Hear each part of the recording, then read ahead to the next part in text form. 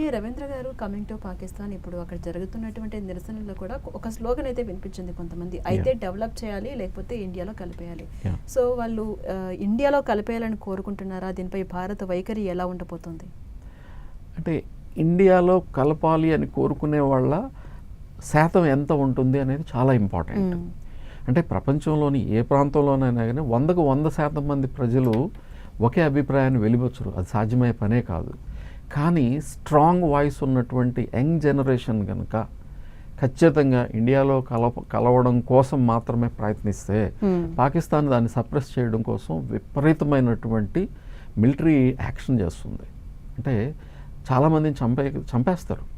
So ఇది అత్యంత ప్రమాదకరమైన పరిస్థితిని తీసుకొస్తుంది. ఈవెన్ దీని వెనుక మీకు బిల్ట్ అండ్ రోడ్ ప్రాజెక్ట్ అని చెప్పేసి చైనాది ప్రపంచవ్యాప్తంగా ఎన్నో దేశాలను వ్యాపార రోడ్ అంటే ఇన్ఫ్రాస్ట్రక్చర్ని డెవలప్ చేయడం కోసం ట్రిలియన్స్ ఆఫ్ డాలర్స్ని స్పెండ్ చేస్తుంది చైనా.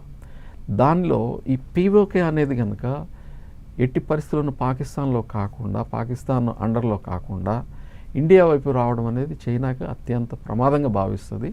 అందుకనే మొన్న హెచ్చరిక కూడా చేస్తూ ఒక ఇది వచ్చింది. సో దీన్ని అన్నిటిని కూడా మనం గమనంలోకి తీసుకోవాలి.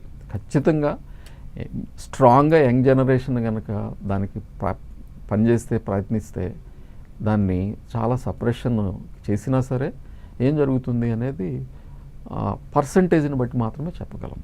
అండ్ ఇంకోటి ఏంటంటే, పాకిస్తాన్ అంటే స్టిల్ ఇప్పుడు అప్పుల్లో ఉంది. ఇంకొక అటు అమెరికా కావచ్చు, లేకపోతే చైనా దగ్గర కావచ్చు, చేయి చాపుతూ ఉంటుంది.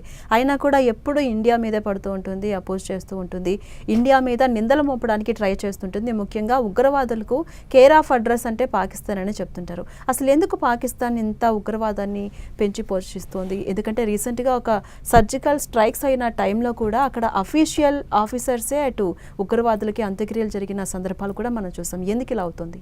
ఇది ఈరోజు స్టార్ట్ అయింది కాదు. 75 అంటే విడిపోయేటప్పుడు సహజంగా వ్యాలీలో, అంటే కాశ్మీర్ వ్యాలీలో ముస్లిమ్స్ కొంచెం ఎక్కువ ఉంటారు. జమ్మూలో వచ్చేసి నాన్ ముస్లిమ్స్, హిందూస్ ఎక్కువ ఉంటారు.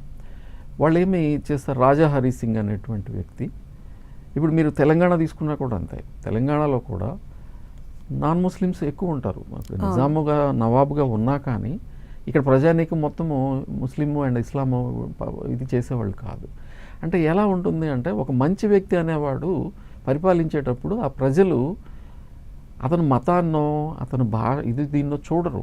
మాకు చాలా మంచి చేసేటువంటి వ్యక్తి ఉన్నాడు కాబట్టి మాకు అతనే ఉండాలి అని కోరుకుంటారు. ఇప్పుడు వాళ్ళు ఏం చేశారంటే, రాజా హరి సింగ్ అనేటువంటి వ్యక్తి కాశ్మీర్ని స్వతంత్ర దేశంగా కొనసాగించి నేను ఉంటే బాగుంటుంది అనుకున్నాడు కాబట్టి ఇండియాలో కలపమని మాట్లాడినా కూడా ఒప్పుకోలేదు. కానీ ఎప్పుడైతే అతని మీద ట్రైబల్ అటాక్ పాకిస్తాన్ ప్రోద్బలంతో మిలిటరీ దీంతో వచ్చిందో అప్పుడు అర్థమైంది వాళ్ళు ఆక్యుపై చేయడానికి వస్తున్నారు అనే తర్వాత ఇండియన్ గవర్నమెంట్ని అప్రోచ్ అవ్వడం, మనం మిలిటరీ